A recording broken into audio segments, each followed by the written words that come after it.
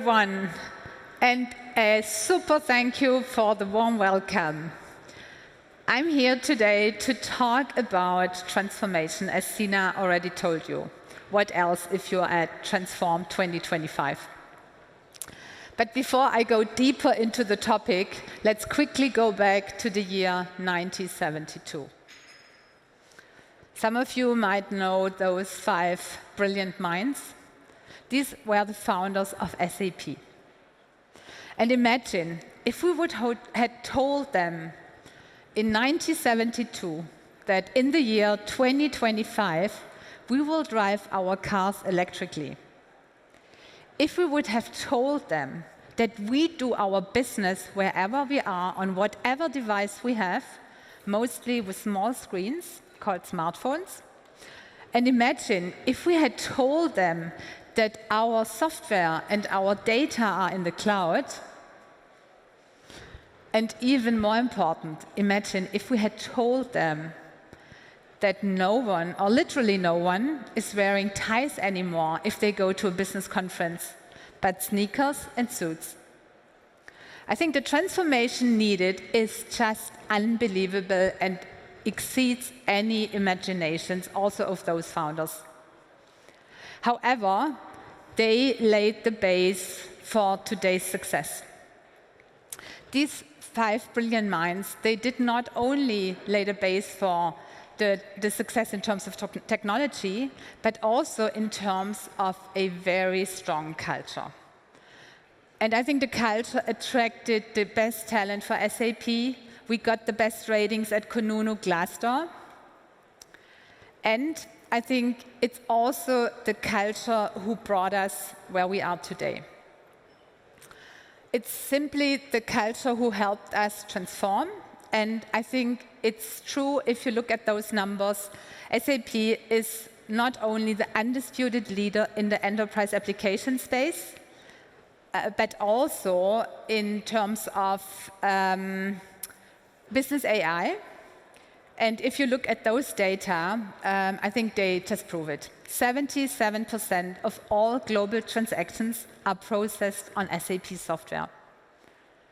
If you still don't believe it, that we play a pivotal role in how the world runs, there's more data. And there's so many numbers, I need to read them out. 99 out of the top 100 Fortune 500 companies run their business operations on our software. So I think our purpose becomes very clear. We want to make the world run better and improve people's lives. As Mr. Wintergerst yesterday said, that's our North Star that guides everything what we do, commitment to innovation and to excellence. But luckily, we are not the only company where culture is such a strong driver for today's success. Look at Netflix, for example. Netflix used to be a DVD rental service. And I think we all know it. Most of them went out of business. Blockbuster, for example. But Netflix made it. They made a transformation, and they become today the globally leading on-demand streaming platform. I had the chance to talk to the HR director for Europe the other day, and I asked her, why did you manage it to survive? And she was super clear. There's 2 things she said. It's the people and it's the culture. Now we all know what brought us here will not bring us there. That's why let's watch a video together, what we have just launched to make sure we secure SAP's future success, but also the success of our customers.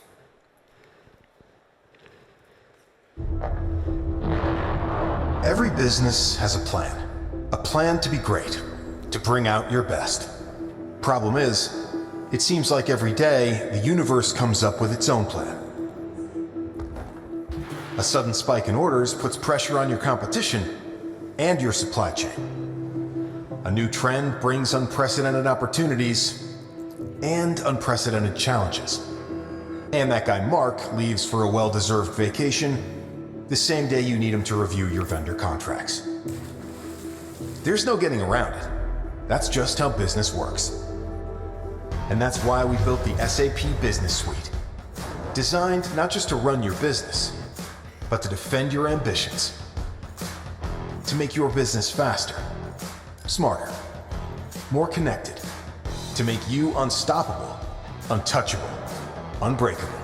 With unparalleled applications, unmatched data, and unrivaled AI, where collaborative agents work together across every process to drive real-time insights, make better decisions at scale, and drive your business moment to moment and end to end.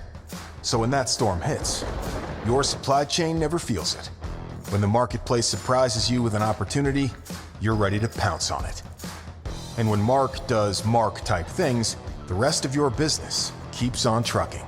Because nothing should ever stop your business from doing business, or from doing it better every single day. The SAP Business Suite will bring out your best, even when the universe brings you its worst.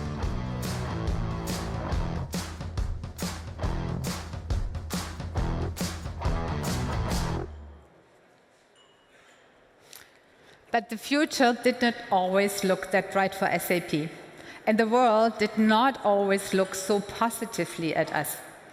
Let's go quickly back to the year 2020. We all remember COVID, lockdown, digital was the new normal.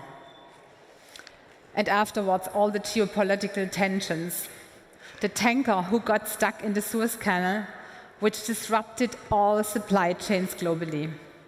And many businesses became under enormous pressure. Digitization, flexibility, agility, and transformation of the business model was the only chance to survive. This also came true for SAP. Since the customers turned to us and asked us, SAP, how can you help me to transform our business model? How can I get more agile, more flexible? But imagine back then, we have been in an on-prem business model where the data were in the cell of our customers. Implementation cycles took months or even years. So this was anything else than agile, than flexible, than fast. So the whole business model was threatened, also the one of SAP. And this was the time where our board took a super bold decision. They said, we will go cloud all in, no on-premise anymore. Big decision. The reaction of the stock price came promptly. We lost 1/3 of the stock price. We lost multi-billion of euro of company value overnight. And you can imagine this came with significant challenges.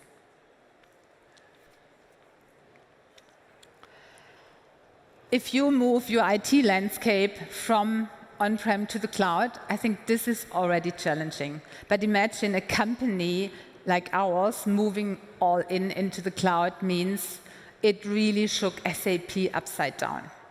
Development was totally different. Sales, marketing, after sales, I think it shook everything upside down. So it was like BMW moving from the combustion engine to the electric cars overnight.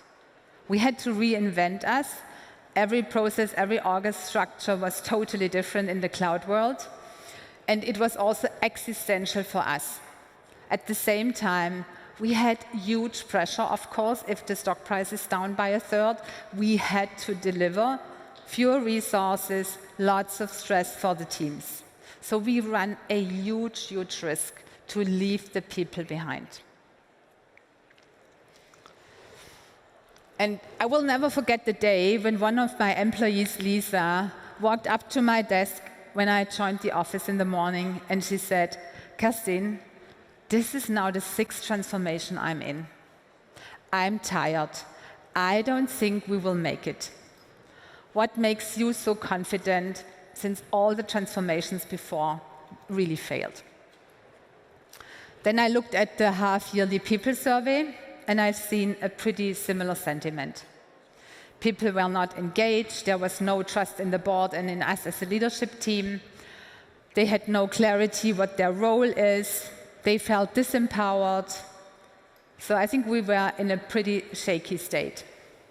there was a huge risk also for us at SAP that we end up this transformation as 80% of all transformations in the industry as a big failure.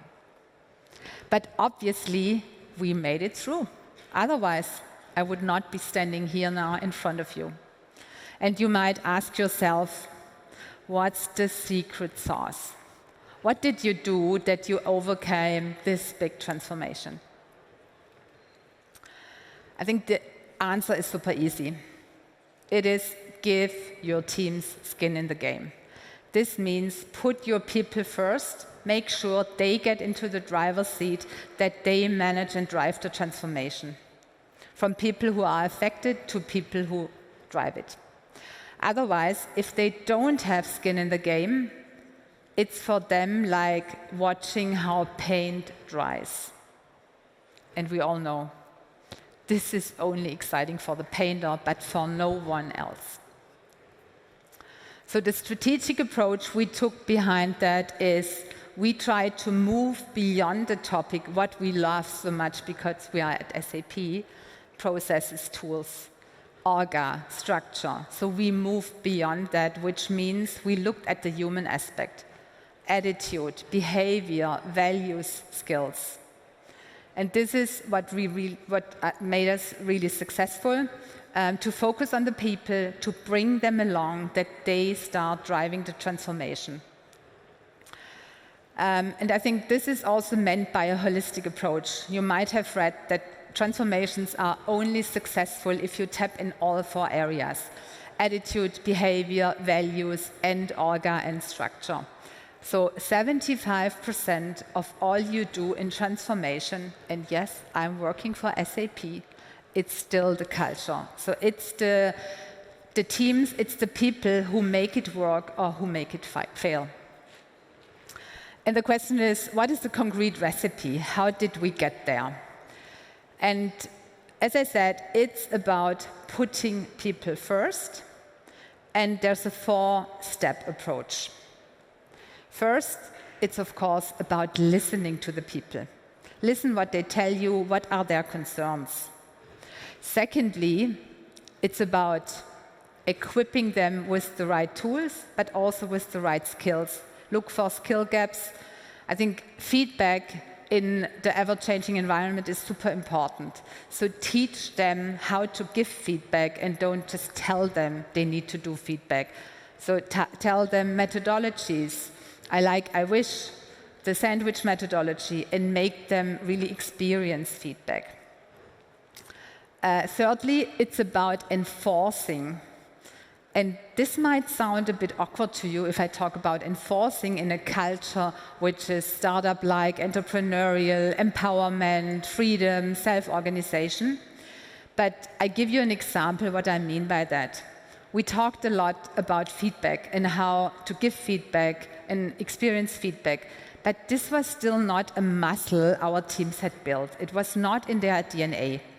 And that's why we decided also as a leadership team just to put some meeting requests into the calendar of the teams that they have to run retrospectives with a professional coach to make sure that they really train that muscle. And lastly, after enforcing some of the topics to make the change going, it's all about inspiration and communication to make sure that the people understand how do they contribute to the bigger picture. This gives meaning, this gives satisfaction.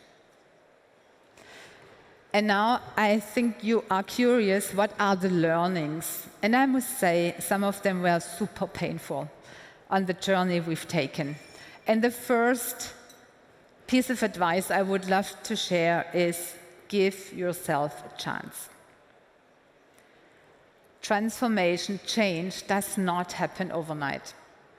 Setbacks are also totally normal. So patience is key. Then second, it's about embracing the small things. I think change is the accumulation of many little micro changes. And it's like going to the gym. I like the comparison so much. So if you go to the gym once, you train for 9 hours, you get in front of the mirror, what do you see? Nothing. If you go to the gym 2-3 times a week, You train 30 minutes, you do that for 9, 12, 15, 18 weeks, you will see something. And this is exactly how transformation works. It's about consistency, not about intensity. Then it's about trust your eyes and ears. And I'm a super data-driven person, so it's also quite difficult for me. So when I go into the office, I open the laptop, the first thing I do is I look at dashboards. How do we do? How is the performance? How is the conversion in marketing? Did we drive enough pipeline? But transformation is not always about KPIs. We measure transformation by the people survey, but I'm sure you get approached from your CFO, and he will ask you, what is the KPI? How do you measure progress? I get the very same question. My advice would be, answer by another question. How do you measure love? And another topic which is crucially important is role modeling, of course, leading by example, or as Gandhi always says, it's about be the change in the world you want to see. You cannot ask the teams that they give feedback, and you as a leader don't ask for feedback and you do not give feedback. And the last thing, it's about just do it. Don't over-engineer, don't overthink it, get it 70% directionally right, and then just move along and optimize on the go. And the last question I would love to answer you now is, what's in for you if you go down that path of transformation and leading the change? And the quick answer is this. It's a win-win-win for everyone involved. First, it's a win for the employees, because they get from affected to the drivers, they are more satisfied, they are more willing to do overtime, they have more impact. This leads that the stakeholders are also super happy, because motivated teams deliver better impact. Better impact means better numbers. That also means that the shareholders are super happy.